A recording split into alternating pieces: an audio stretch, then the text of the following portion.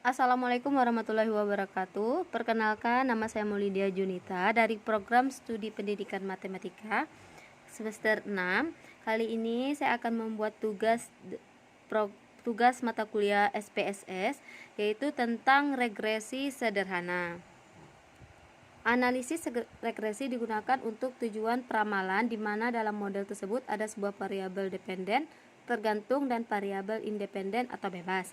Oke, di sini sudah ada contoh tentang regresi sederhana, yaitu contohnya PT Cahya dalam beberapa bulan sangat gencar mempromosikan sejumlah barang elektronik dengan membuka outlet-outlet di daerah Bali. Berikut ini data mengenai penjualan elektronik dan biaya promosi yang dikeluarkan di 15 di tempat di Bali. Di sini ada kolomnya, ada daerah, ada penjualan dalam juta rupiah, promosi dalam juta rupiah. Pertanyaannya yaitu: 1. Apakah ada hubungan antar sales dengan biaya promosi? Yang kedua, apakah kecenderungan penjualan di masa yang akan datang mengalami kenaikan atau penurunan? Baiklah, kita buka aplikasi SPS-nya terlebih dahulu. Oke, kita akan mengisi variabel view-nya. Pada kolom pertama kita isi nama daerah,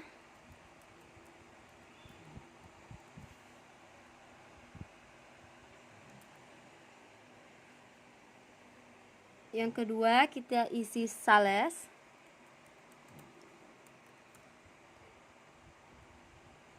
dan kolom yang ketiga kita isi promosi. Oke. Di sini di tipenya di nama daerah kita buat string karena dia bukan angka. Karakternya 16. Klik OK. Selanjutnya, karena dia angkanya tidak ada di belakang koma, kita buat 0.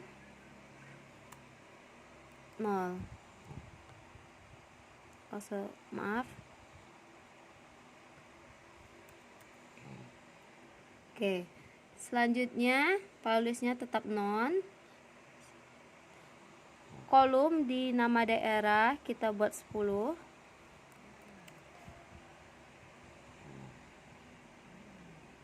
Kita buat sebelah kiri.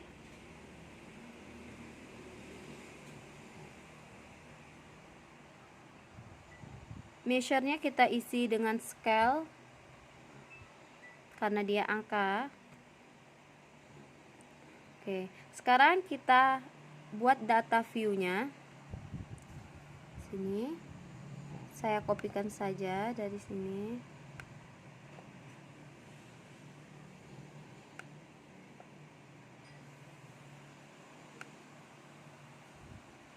Kita copy, kita pastekan di data view. Oke, sudah ada data view-nya. Selanjutnya kita akan menganalisis data SPSS. Untuk melakukan analisis, kita klik Analyze. Kemudian kita klik Regression dan pilih Linear. Selanjutnya, kita pindahkan variabel penjualan atau sales ke kolom dependen. Kemudian, kita pindahkan biaya promosi ke kolom independen, dan nama daerahnya kita pindahkan ke cash label. Oke, sudah seperti ini. Kemudian kita klik option. Selanjutnya kita buat pada pilihan stepping method kriteria, masukkan angka 0,5 di sini, dan kita klik removalnya 10. Beri tanda centang pada includes constant in equation pada pilihan missing values. Centang exclude cases list-wise. Oke, yang ini kita centang, kemudian klik continue. Oke.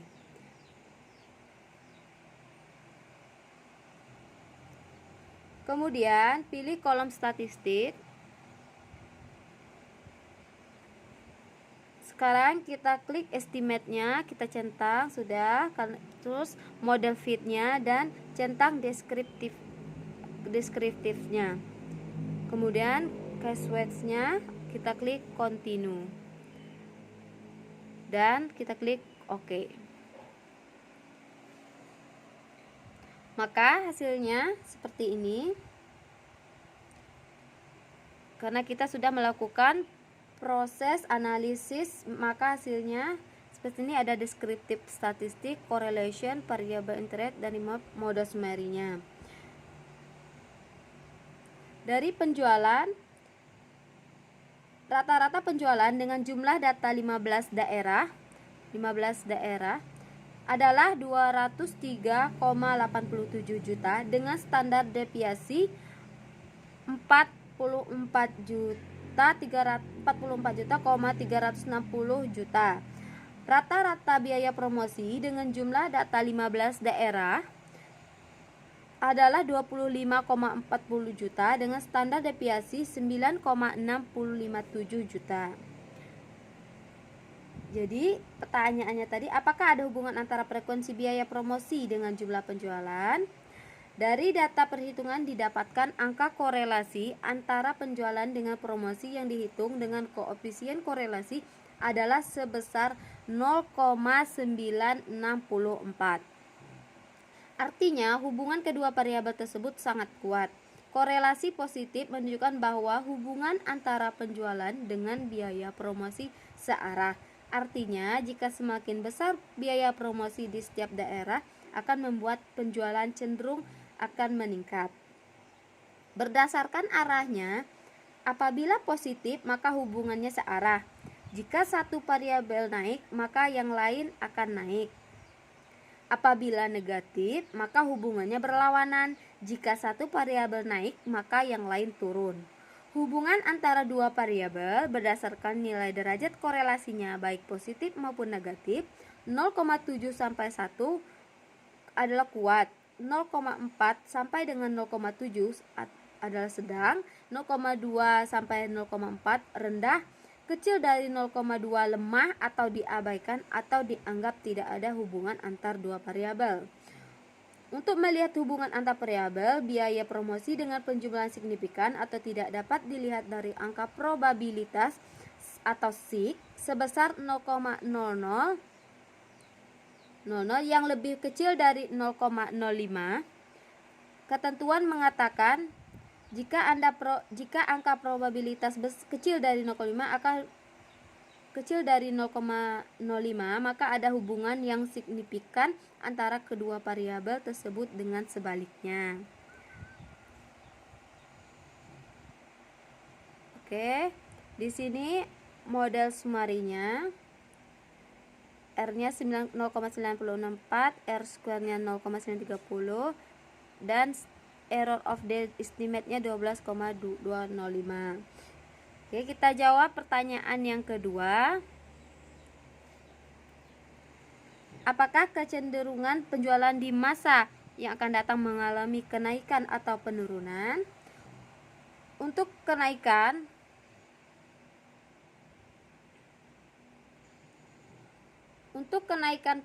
kepentingan tersebut, kita menggunakan angka-angka di atas pada bagian predikat value.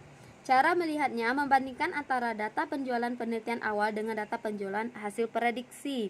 Jika ingin mengetahui cara perhitungan angka penjualan yang diprediksi, hitunglah dengan rumus Y sama dengan A tambah BX, di mana Y adalah penjualan, A adalah angka konstan dari unstandardized coefficient, B adalah angka koefisien variabel biaya promosi, X adalah biaya promosi pada daerah KN. Ini adalah koefisiennya. Untuk menghitung angka biaya promosi yang diprediksi pada daerah pertama atau Denpasar, maka formulanya sebagai berikut. Y sama dengan 91,364 ditambah 4,429 kali 25. Hasilnya Y 202,089. Untuk perhitungan daerah berikutnya caranya sama. Baiklah, kesimpulan yang dapat dibuat dari kasus di atas adalah kasus ini, yaitu hubungan antara penjualan dengan biaya promosi 0,964 atau sangat kuat, searah dan signifikan. Pengaruh penjualan terhadap biaya promosi sebesar 93%, pengaruh variabel lain di luar modal sebesar 7%, kecenderungan biaya promosi secara umum mengalami kenaikan atau meningkat.